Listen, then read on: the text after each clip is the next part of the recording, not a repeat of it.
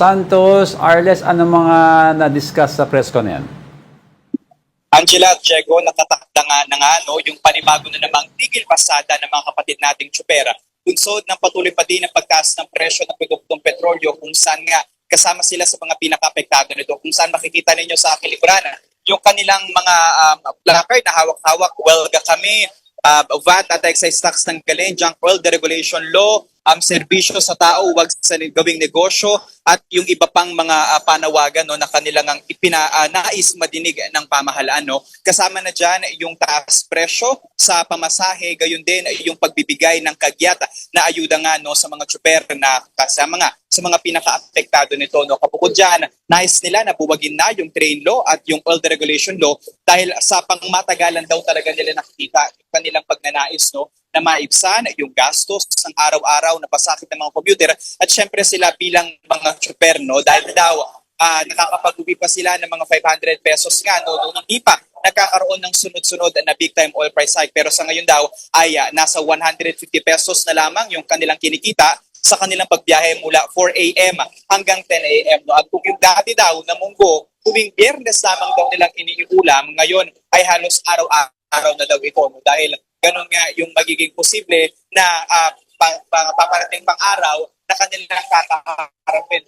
At hindi lamang grupong manibela yung makikisa sa tigil pasada. Kasama din dyan yung mga TNVS drivers, motorcycle ride-hailing at yung mga truckers natin sa iba't ibang mga bahagi ng bansa.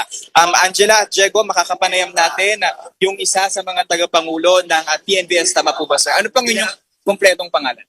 Roger po, Roger de los Santos ng Manibela TNVS Community. Ano na po yung inyong karanasan na dito sa patuloy pa din na pagtaas ng Wala na kami kinikita po sa patuloy ng pagtaas ng fees ibang mga driver namin. Binabalik na sa sasakyan sa amin. At ayaw na naman po biyahe. Dati po ba, nung normal pa yung sabihin natin before yung all-time price hike, magkano pa po yung kinikita nyo kumpara sa kayo? Yung dati kasi, meron 1,000 ba? Ngayon, kumikita na lang kami ng 20, 50, isang negative pa kami. Wala pang boundary. So lahat mapupunta sa gasolina, kaso na lang. Ilan po yung inaasahang kasapi ng Manibela TNVS yung makikisa sa transport spread? Bali, ang sa Manibela is nasa 200 plus ang member namin at ang community namin sa BCP is nasa 20,000 po na member po. Ano po yung inyong panawagan sa pamahalaan? Kasi may posible na naman daw na taas si presyo. Panawagan ko naman sa government natin at gumawa ng action, suspend ang excise tax at yung value box. At sila na rin po ang mag-manage ng presyo ng gasolina at ipasura ang oil regulation law. Maraming salamat. Angela, check. Oo.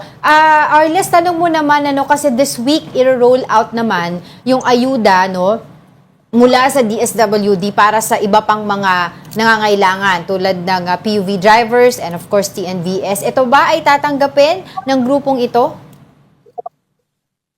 Ngayong linggo daw po ay inaasahan na i-roll out yung fuel subsidy sa mga iba pang PUV drivers. Tatanggapin niyo po ba ito? Ang masakit salita sa mga member namin, hindi naman po nakalista sa binigay ng health department. Marami pong hindi, so wala sa listahan po. Ngayon, yung 5,000 naman, nasa kanila, sa mga member namin, kung tatanggapin nila o hindi. Kasi nga, konti, pero mag-aabala sila na sobrang pila ng haba, parang bumiyahe ka na rin na buong araw. Sayang din po kung sakaling hindi nila kukunin.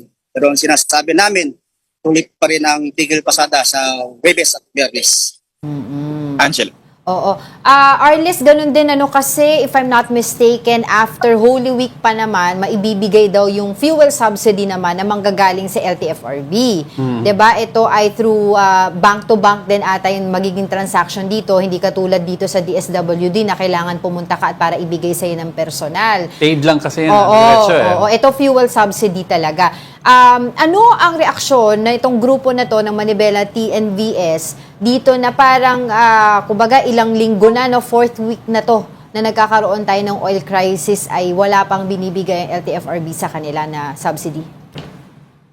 Actually, Angela at Checo, tinanong natin kanina no, sa President ng Manibela na si Marvel Buena kung meron na nga bang komunikasyon sa LTFRB at Malacanang patungkol nga sa kanilang transfer strike at fuel subsidy na kanilang ipinapanawagan. No? Hanggang sa ngayon daw ay wala pa rin. No? And yung subsidy daw kasi na ibibigay, ilang araw lang nilang magagamit at syempre no, yung kanilang araw-araw na dagok daw ay nagpapatuloy naman. No? Dahil nga 100% na halos yung itinaas nga nitong yung produkto ng petrolyo mula nang nagsimula daw yung sigalot nga dito sa pagitan ng US, Israel at Iran. Kasama nga sa mga binanggit dito na parang unang baba daw ng missile ay nagbigay agad no, ng signal na magkakaroon nga ng taas presyo ng petrolyo. Oh, and lastly, Arles, kasi itong ibibigay ng LTFRB na fuel subsidy, hindi ito across the board. Kumbaga, hindi pare-pareha sa mga sasakyan.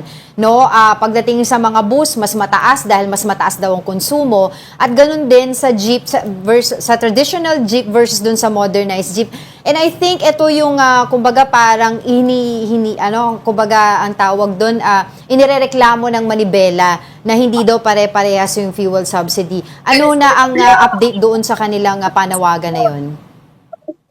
Sa ngayon, Angela, yung huli natin na nakuhang balita sa kanila, yung sa pagdinig pa no, ng Senate Committee on Transportation kung saan talagang makikita nila na medyo hindi daw balanse yung pagbibigay ng ayuda kahit yung nakatakda sana na fuel subsidy mula sa DOTR kasi kung matatandaan natin 5,000 para sa mga traditional jeepneys at 10,000 naman mahigit no para nga sa mga modern jeepney. Pero tanungin natin sa posisyon naman ng TNBS yung patungkol nga sa hindi pantay na subsidiya ng pamahalaan. Sir, ano po yung reaksyon nyo na parang pagdating din po sa fuel subsidy ay hindi rin po pantay-pantay no, yung maibibigay? Gayong iisa lang naman yung presyo na mataas na presyo ng mga petrolyo sa inyo pong nararanasan.